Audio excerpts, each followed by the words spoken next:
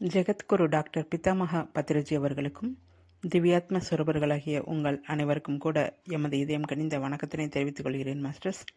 இன்னைக்கு நாம the untold story of Sita, அதாவது சீதாயனம் என்ற புத்தகத்திலிருந்து பார்த்து வருகிறோம். இப்பொழுது நாம் பார்க்க இருப்பது அனுசுயா மாதா.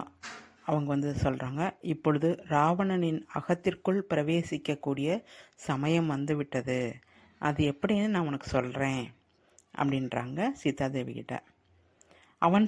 அதாவது ராவணன் செய்த கெட்ட விஷயங்கள் அனைத்தையும் கூட நினைவுபடுத்து. உனக்கு உறக்கம் இல்லாததுனால எந்த ஒரு பிரச்சனையும் இல்லை. ஆனால் ராவணன் இரவு பொழுது உறங்கவில்லை அப்படின்னா அவனால் முடியாது, அது கஷ்டமாக இருக்கும் அவனுக்கு. ஆகையால் அவன் இரவு உறங்கும் போது அவனது மனசாம்ராஜ்யத்திற்குள்ளார நீ பிரவேசிக்கணும். அவன் உறங்கி கொண்டிருப்பதனால விழிப்புணர்வற்றே இருப்பான். நான் காண்பிக்கிறேன் அது எப்படி அப்படின்னு சொல்கிறாங்க. அவனது இதய சாம்ராஜ்யத்திற்குள் எவ்வாறு பிரவேசிப்பது என்பதை பற்றி அனுசுயா தேவி அவங்க தியானத்தில் இருந்து சீதா மாதாவிற்கு சொல்கிறாங்க. அதன் பிறகு அவங்க கிளம்பி போயிடுறாங்க. மறுநாள் பார்த்தீங்கன்னா ராவணன் மாதாவிடம் வருகிறான். மாதாவை பார்த்தால் ஆச்சரியமாக இருக்குது.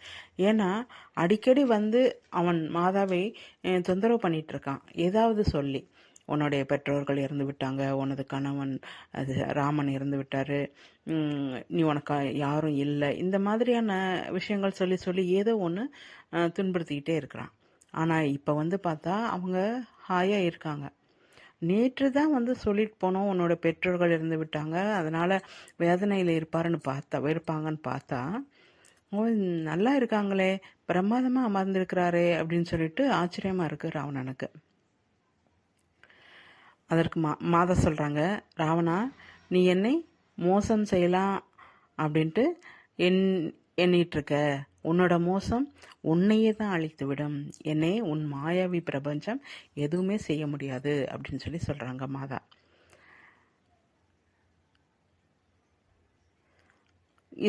இது பார்த்த உடனே ராவணனுக்கு ஒரு சின்ன பயம் கூட வருது. நம்ம என்னதான் மாயாவி சக்தி உபயோகப்படுத்தி பார்த்தாலும் கூட கொஞ்சம் கூட கலங்க மாட்டேங்கிறாங்களே அப்படின்னு. அதன் பின் பார்த்தீங்கன்னா, நீ எங்கே செல்ல போகிற சீதா? நீ எனது அடிமையாகி இருக்கிற, இங்கிருந்து தப்பிக்கும் மார்க்கமே உனக்கு இல்லை அப்படின்னு மறுபடியும் அதை சொல்கிறான். அதற்கு மாதாவுக்கு ரொம்ப கோபம் வருது. அவங்களுக்கு கோபம் வந்தோடனே அவங்களை சுற்றி அவங்க உடல்ல இருந்து ஒரு அக்னி ஜுவாலையே வெளியில் வர மாதிரி வெளியில் வருது அவங்க கோபம் படுறதுனால. மாதா சொல்கிறாங்க, நான் இங்கே வந்ததே உனது பிரபஞ்சத்தை, அதாவது உனது மாயாவி பிரபஞ்சத்தினை அழிப்பதற்காக தான் நானே இங்கே வந்திருக்கேன். உன்னை பௌத்திகமாக அழிப்பது என்னோட வேலை கிடையாது, அது ராமனுடையது. உனக்குள் மானசீகமாக மாற்றம் கொண்டு வருவது தாய் போல என்னது வேலை. உனது மாயாவி சக்தி என்னை எதுவுமே செய்யாது. இங்கு எத்தனை நாள் இருந்தாலும் என்னை ஒன்றும் செய்ய முடியாது அப்படின்னு சொல்லிட்டு சீதா மாதா சொல்கிறாங்க. நான் உனக்குள் மானசீகமாக மாற்றம் வரவழைத்தால்தான் ராமன் உனக்கு முக்தி கொடுக்க போறாரு. நான் உனக்கு மானசீக மாற்றம் கொடுக்கவில்லை என்றால் உனக்கு முக்தியே கிடையாது அப்படின்னு சொல்லிட்டு சீதா மாதா சொல்றாங்க. அதற்கு ராவணன் அகங்காரத்துடன் மிகவும் பலமாக சிரிக்கிறாங்க. அனுசுயா மாதா சொன்னது போல தியானத்திலே அமர்ந்து விடுறாங்க சீதா மாதா. ஏன்னா என்ன பேசினாலும் ராவணன்ட்ட ஒரு பிரயோஜனம் இல்லை. அதன் பிறகு பார்த்தீங்கன்னா அனுசுயா மாதா சொன்ன மாதிரி மந்திர சக்தியின் மூலமாக ராவணன் உறக்கத்தில் இருக்கும்போது அவனது கனவிற்குள் செல்கிறாங்க சீதா மாதா. எந்த உருவில் அப்படின்னா, ஒரு திவ்ய பெண் உருவில் அவனுடைய கனவிற்குள் செல்கிறாங்க.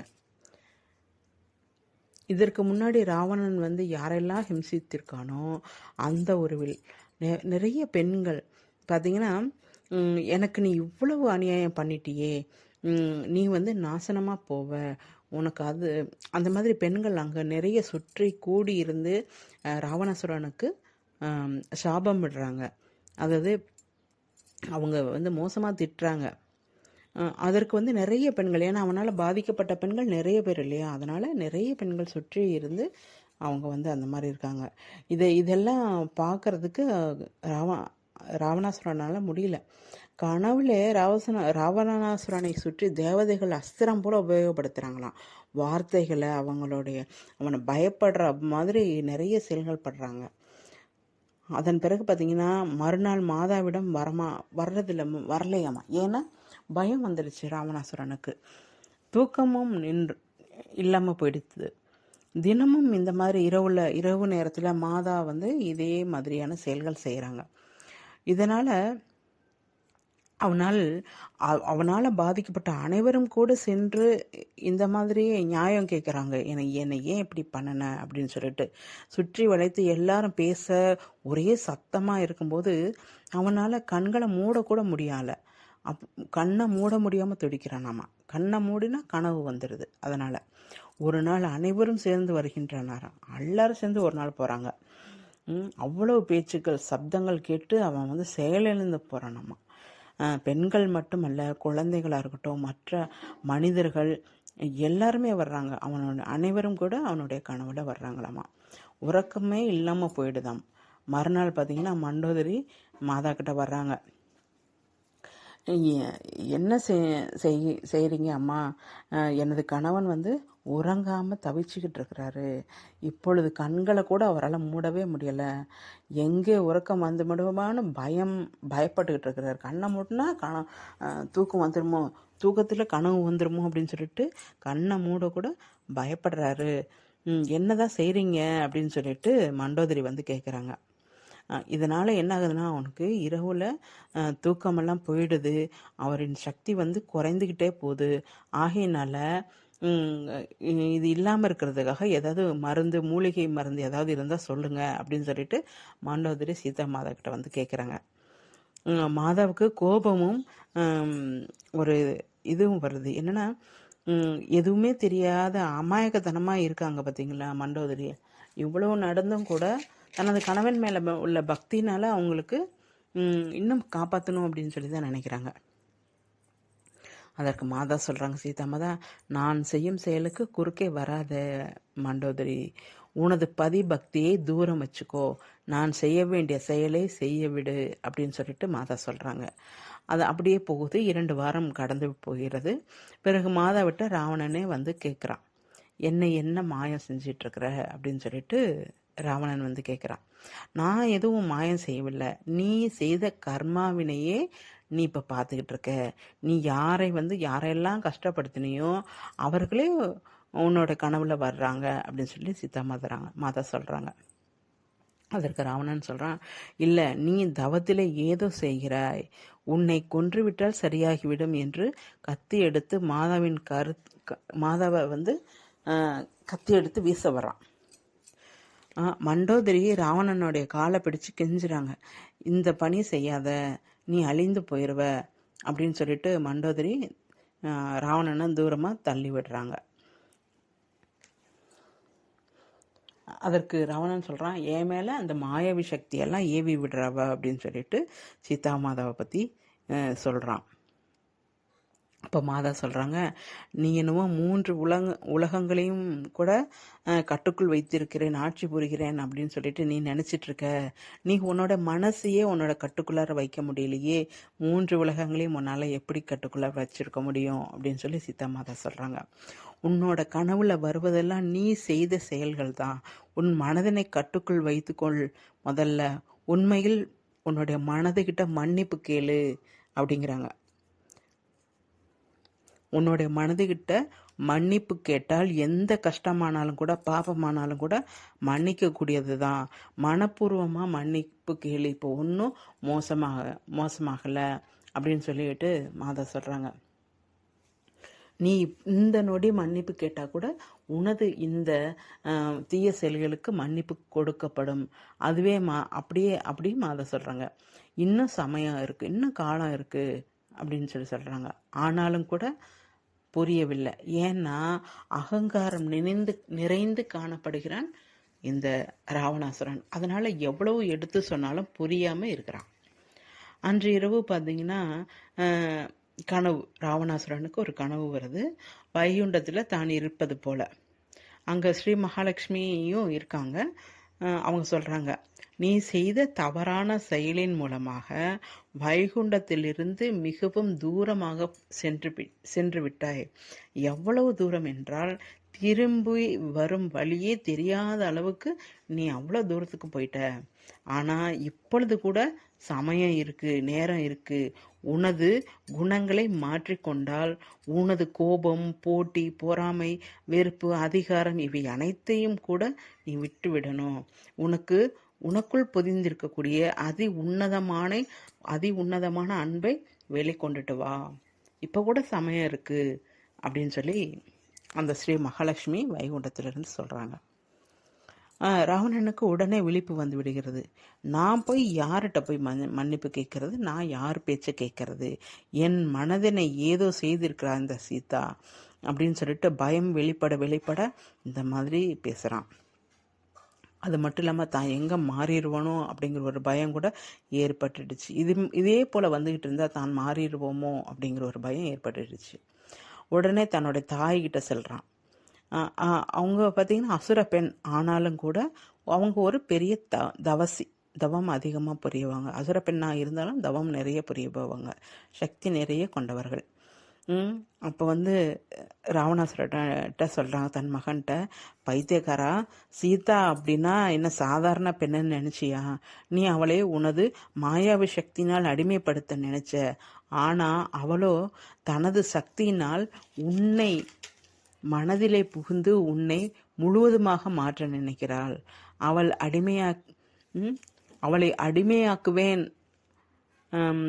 கொன்று விடுவேன் அப்படின்னு சொல்லிட்டு நீ கூறுவதெல்லாம் பலிக்காது.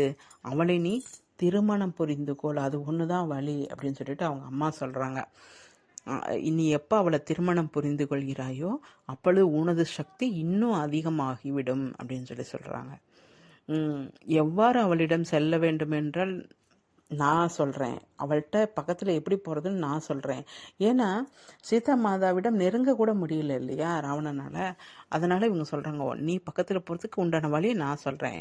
அதற்கு ஒரு மந்திரம் இருக்குது. அந்த மந்திரத்தை நான் உனக்கு சொல்கிறேன். அந்த மந்திரம் வேறு வழியே இல்லை அப்படிங்கிற போது மட்டும்தான் அதை உபயோகப்படுத்தணும். அந்த மந்திரத்தினை உனக்கு நான் சொல்கிறேன் அப்படின்னு சொல்லிட்டு சொல்கிறாங்க.